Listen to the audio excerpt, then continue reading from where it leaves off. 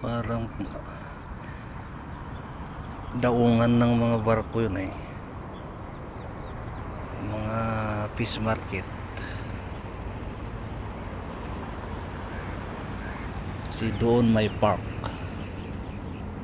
tan natin mamaya yun. Daungan ng mga nangingisda. Papasok sana tayo dyan kaso no entry naman. Doon tayo, hanapin doon sa may bus, malaking bus na yun.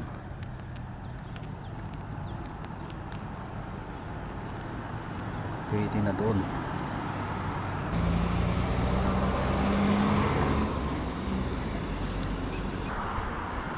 Ganda ng clouds.